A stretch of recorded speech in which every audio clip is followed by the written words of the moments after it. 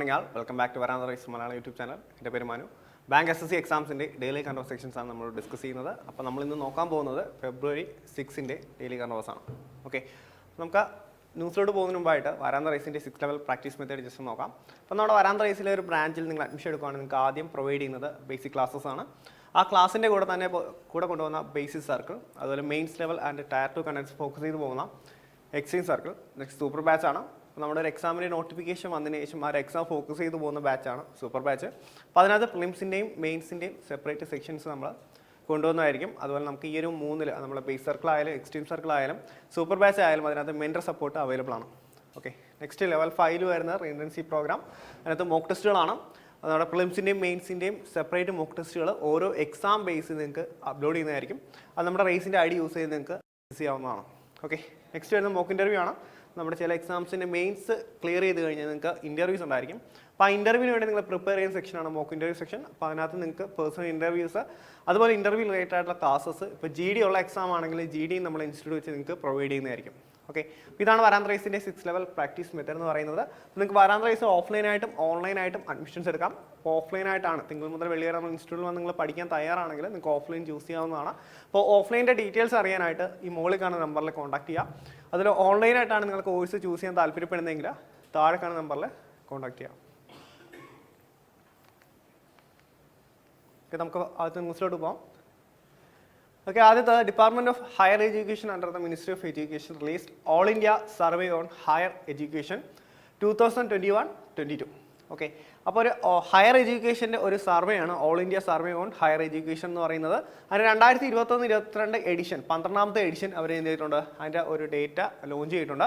This mark the 12th edition of AISHE and second survey done through web data capture format. Okay, അപ്പോൾ ആ data collect ചെയ്യുന്ന ഒരു ഫോർമാറ്റാണ്, അല്ലെങ്കിൽ അതിൻ്റെ ഒരു മെത്തേഡാണ് വെബ് ഡേറ്റ ക്യാപ്ചർ ഫോർമാറ്റ് എന്ന് പറയുന്നത്. അപ്പോൾ ഈ ഒരു കഴിഞ്ഞ തവണത്തെ സർവേയും ഈ ഒരു നമ്മുടെ ഈ ടെക്നിക്ക് വെച്ചിട്ടാണ് അവർ എന്ത് ചെയ്തിരിക്കുന്നത്, സർവേ നടത്തിയിരിക്കുന്നത്. അപ്പോൾ അത് 12ാമത്തെ എഡിഷനാണെന്ന് ഓർക്കുക.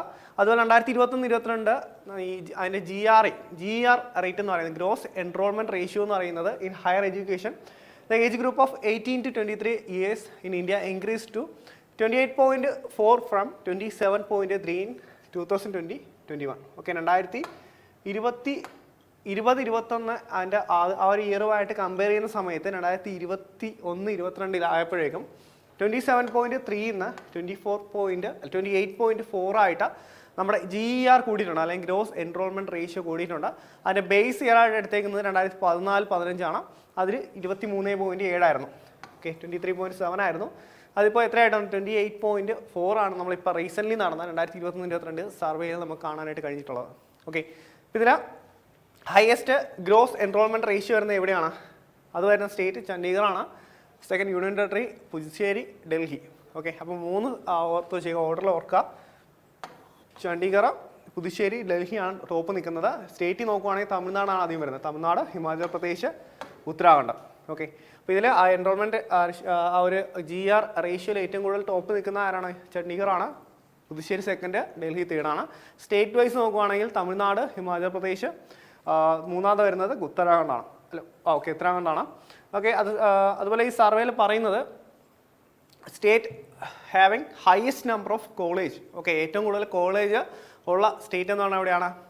UP ആണ്. നമ്മൾ പറയുക ഏറ്റവും കൂടുതൽ പോപ്പുലേഷൻ ഉള്ള സ്റ്റേറ്റ് ആണ് UP എന്ന് പറയുന്നത്. അപ്പോൾ UP തന്നെയാണ് ഏറ്റവും കൂടുതൽ കോളേജ് ഉള്ളത്. ഓക്കെ, ഏറ്റവും കൂടുതൽ കോളേജ്, ഇന്ത്യയിൽ ഏറ്റവും കൂടുതൽ കോളേജ് ഉള്ള സ്റ്റേറ്റ് എന്ന് പറയുന്നത് ഏതാണ്? അത് ഉത്തർപ്രദേശാണ്. ഓക്കെ, അപ്പോൾ അത്രയും കാര്യങ്ങൾ ആ ഒരു സർവേയിനകത്ത് ഓർക്കുക. ഈ ഒരു ഡേറ്റ അല്ലെങ്കിൽ ഈ ഒരു നമ്പർ കൃത്യമായിട്ട് ഓർക്കുക. ഇപ്പോൾ കറൻ്റ്ലി ഉള്ളത് നമ്മൾ GR അല്ലെങ്കിൽ ഗ്രോസ് എൻറോൾമെൻറ്റ് റേഷ്യോ ആണ് ഈ 28.4 എന്ന് പറയുന്നത്. അതുപോലെ ഓരോ സ്റ്റേറ്റിൻ്റെ കാര്യങ്ങൾ, അതായത് ഫസ്റ്റ്, സെക്കൻഡ്, തേർഡിൻ്റെ ഓർക്കുക. അതുപോലെ ഏറ്റവും കൂടുതൽ കോളേജ് വരുന്നത് എവിടെയാണ്? UP യിലാണ്. ആ കാര്യം കൂടെ ഓർക്കാം. ഓക്കെ,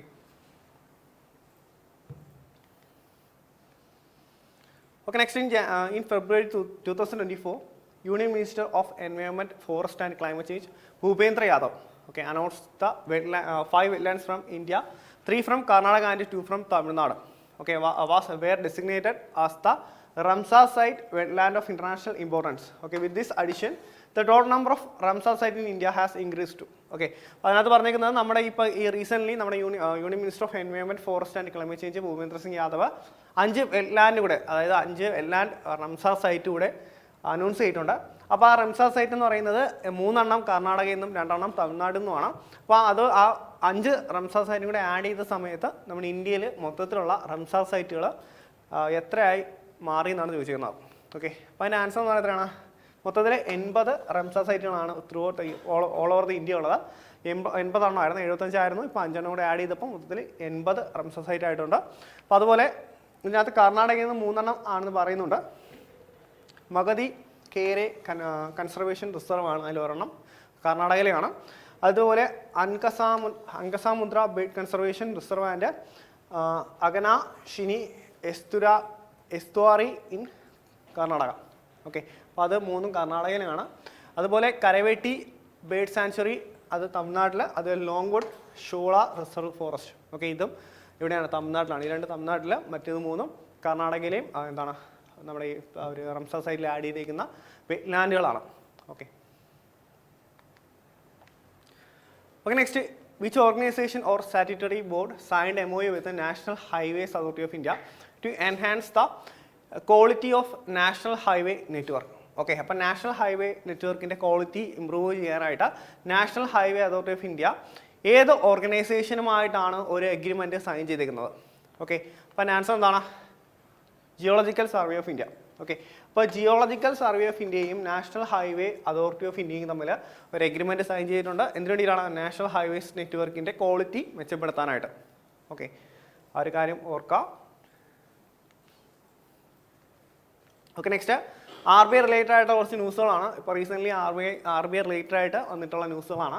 അപ്പോൾ അതിനകത്ത് ആദ്യത്തെ ന്യൂസ് എന്ന് പറയുന്നത് അർബൻ കോപ്പറേറ്റീവ് ബാങ്ക്സിന് second scheduled reserve bank of India act 1934 second scheduled ആക്കാനായിട്ടുള്ള ഒരു പുതിയ നോംസ് റിലീസ് ചെയ്തിട്ടുണ്ട്. അപ്പോൾ അതിനകത്ത് നമുക്കറിയാം ഈ പറയുന്ന കൊമേഴ്ഷ്യൽ ബാങ്ക്സും RBIയുടെ സെക്കൻഡ് ഷെഡ്യൂളിൽ ആഡ് ചെയ്തിരിക്കുന്ന ബാങ്ക്സാണ്. അതായത് RBIയുടെ എല്ലാ രീതിയിലുള്ള സപ്പോർട്ട്സും കാര്യങ്ങളും ഈ പറയുന്ന സെക്കൻഡ് ഷെഡ്യൂൾ ബാങ്ക്സിന് കിട്ടുന്നുണ്ട്. ഇപ്പോൾ എന്തെങ്കിലും ഫിനാൻഷ്യൽ നീഡായാലും അതുപോലെ വേറെ എന്തെങ്കിലും ആവശ്യങ്ങളായാലും ഈ പറയുന്ന കാര്യങ്ങളെല്ലാം സൂപ്പർവിഷനും കാര്യങ്ങളും എല്ലാം RBI ഈ സെക്കൻഡ് ഷെഡ്യൂളിൽ ആഡ് ചെയ്തിരിക്കുന്ന എല്ലാ ബാങ്ക്സിനും പ്രൊവൈഡ് ചെയ്യുന്നുണ്ട്. ഓക്കെ, അപ്പം ഇതിനകത്ത് പറയുന്നതെന്ന് വെച്ച് കഴിഞ്ഞാൽ അർബൻ കോപ്പറേറ്റീവ് ബാങ്ക്സിനെ സെക്കൻഡ് ഷെഡ്യൂളിൽ കൊണ്ടുവരുന്ന രീതിയിലോട്ടുള്ള നോംസ്, അതിൻ്റെ കുറച്ച് റൂൾസും കാര്യങ്ങളും അത് RBI പ്രഖ്യാപിച്ചിട്ടുണ്ട്. അതിനാൽ these instruction way issued under the close of subsection 6 of section 42 of RBI act 1934. Okay, section 42 of RBI act 1934 ഈ പറയുന്ന കോസും കാര്യങ്ങളെ കുറിച്ച് പറഞ്ഞിരിക്കുന്നത്. ഓക്കെ, അതുപോലെ ഇതിനകത്ത് അവർ പറയുന്നുണ്ട് അർബൻ കോപ്പറേറ്റീവ് ബാങ്ക്സ് അവരുടെ capital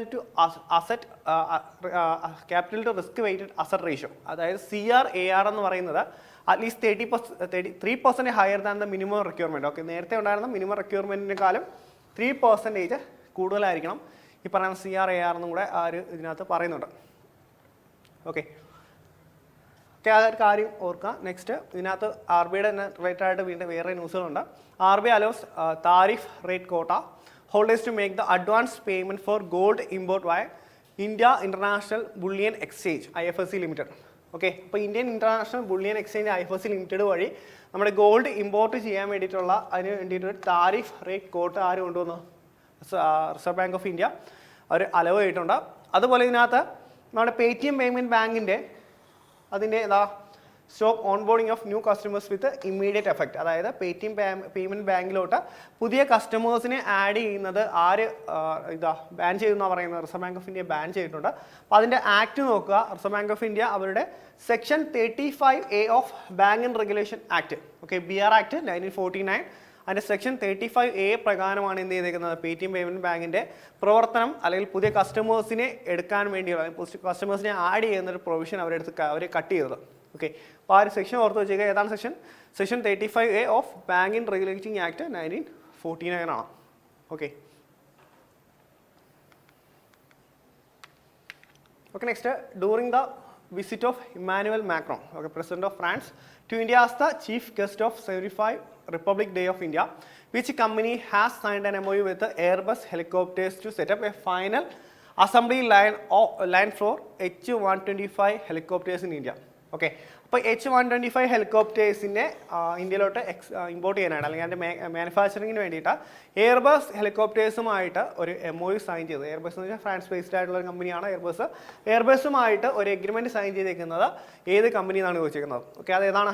Tata advance systems limited ആണ്. Okay, Tata advance system limited ആണ് എയർബസുമായിട്ട് H125 ഹെലികോപ്റ്റേഴ്സിന് വേണ്ടിയിട്ട് ഒരു എഗ്രിമെൻറ്റ് സൈൻ ചെയ്തിരിക്കുന്നത്. അപ്പോൾ നമ്മൾ പറഞ്ഞു ഇമാനുവൽ മാക്രോൺ, ഓക്കെ, അദ്ദേഹം നമ്മുടെ 75th റിപ്പബ്ലിക് ഡേയുടെ ചീഫ് ഗസ്റ്റ് ആയിരുന്നു. Okay, ഫ്രാൻസിൻ്റെ പ്രസിഡൻ്റാണ്.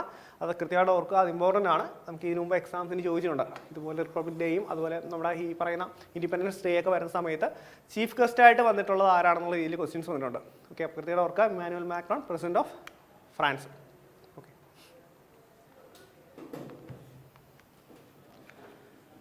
Okay, next Ajay Bhatt, Ministry of State, Ministry of Defence honored the best marching contingents and tableaus awards for the Republic Day Parade 2024. Okay, Republic Day Parade വന്നിട്ടുള്ള marching കണ്ടിജൻസിനും അതുപോലെ ടാബ്ലോയ്ക്കും ആയിട്ടുള്ള awards പ്രഖ്യാപിച്ചിട്ടുണ്ട്. അപ്പോൾ അതിനകത്ത് awards announced based on 2 separate result. Okay, 2 റിസൾട്ടിൻ്റെ ഭാഗമായിട്ട് ഒന്ന് judges വെച്ചിട്ടുള്ള result, അതുപോലെ മൈഗോവിൻ്റെ പ്ലാറ്റ്ഫോം മൈ GOV പ്ലാറ്റ്ഫോമിനകത്ത് വരുന്ന ഈ നമ്മുടെ ഈ ഓൺലൈനായിട്ട് വോട്ട് ചെയ്തതിൻ്റെ ഭാഗമായിട്ടുള്ള അല്ലെങ്കിൽ അതിനകത്ത് ഒരു പോളിംഗ് ഉണ്ടായിരുന്നു. ആ പോളിൻ്റെ പബ്ലിക് വോട്ടിൻ്റെ ഭാഗമായിട്ട് ഉള്ള റിസൾട്ട്സും അവർ പ്രഖ്യാപിച്ചിട്ടുണ്ട്. ഓക്കെ, അപ്പോൾ ഇതിനകത്ത് ഈ പറയുന്ന അവാർഡ്സ് കൊടുത്തേക്കുന്ന അതിലൊരു അവാർഡ് കിട്ടിയിരിക്കുന്നത് ഡൽഹി പോലീസ് വുമൺ മാർച്ചിങ് കണ്ടിജൻസിനാണ്. Okay, won the award in the best marching contingent among the CRPF other auxiliary forces category by a panel of judges. Okay, അപ്പോൾ CRPF അല്ലെങ്കിൽ CRPFിലെ ബെസ്റ്റ് മാർച്ചിങ് കണ്ടിജൻറ്റ് അവാർഡ് കിട്ടിയേക്കുന്നത് Delhi police women's marching കണ്ടിജൻറ്റിനാണ്. അത് കൃത്യമായിട്ട് ഓർക്കുക, ഡൽഹി പോലീസാണ്. ഓക്കെ, നെക്സ്റ്റ് ഇതുപോലെ തന്നെ 2 കാറ്റഗറിയിലൂടെ അവാർഡ് കൊടുത്തിട്ടുണ്ട്. അതിനകത്ത് ഒഡീഷയുടെ woman empowerment in Viksit Bharat, okay, was select as a best state tableau under a panel of judge.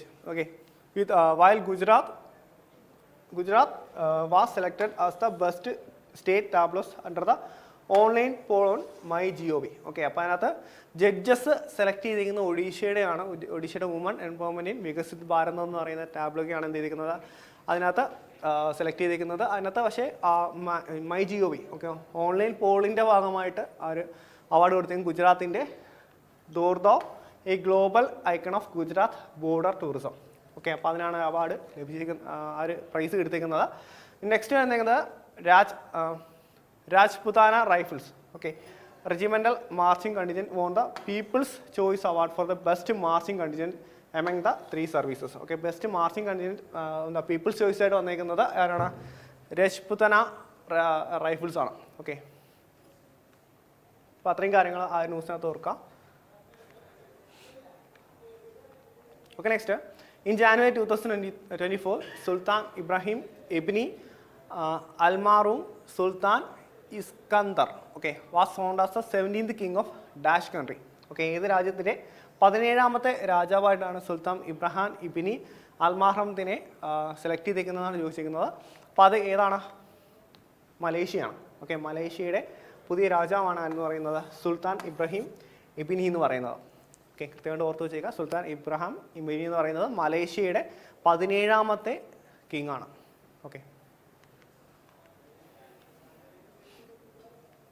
Okay, next who has won his first master title by defeating Grandmaster Gugesh D of India in the finals of 86th edition of Tata Steel Chess Tournament. Okay, Tata Steel Chess Tournamentൽ അത് 86ാമത്തെ edition Tata steel chess ടൂർണമെൻറ്റിൽ ഗുകേഷ് ഡീനെ തോൽപ്പിച്ചുകൊണ്ട് അത് first master title win ചെയ്ത ആരാണ്?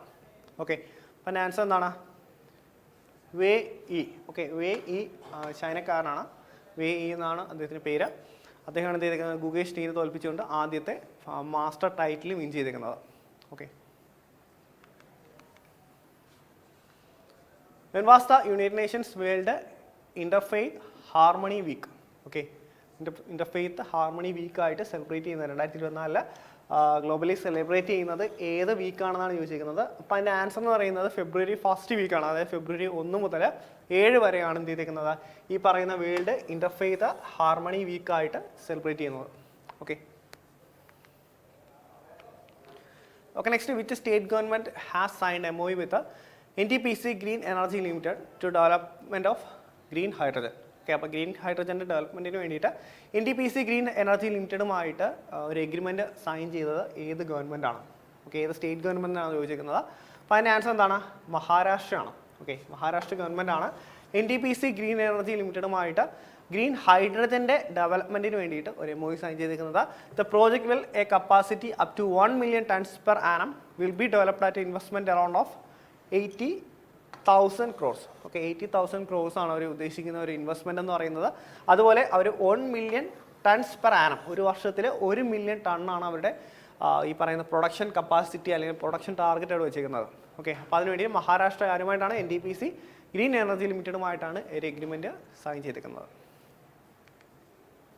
Okay, നമ്മുടെ ഇന്നത്തെ കൺവെർസേഷൻ ഇവിടെ അവസാനിക്കുകയാണ്. അപ്പോൾ കുറച്ച് ഇമ്പോർട്ടൻറ്റ് ന്യൂസുകൾ നമ്മൾ ഡിസ്കസ് ചെയ്തിട്ടുണ്ട്. കൃത്യമായിട്ട് നോട്ട് തയ്യാറാക്കി തന്നെ പഠിക്കുക. അതുപോലെ നമ്മുടെ യൂട്യൂബ് ചാനലിൽ SSCയുടെയും ബാങ്കിൻ്റെയും വീഡിയോ ക്ലാസ് അപ്ലോഡ് ചെയ്യുന്നുണ്ട്. അപ്പോൾ നമ്മുടെ യൂട്യൂബ് ചാനലിൽ അപ്ലോഡ് ചെയ്യുന്ന വീഡിയോ ക്ലാസ് നിങ്ങൾക്ക് ഇഷ്ടപ്പെടുകയാണെങ്കിൽ ചാനൽ സബ്സ്ക്രൈബ് ചെയ്യുക. അത് നിങ്ങളുടെ ഫ്രണ്ട്സിന് വീഡിയോസ് ഷെയർ ചെയ്ത് കൊടുക്കുക. Okay, thank you.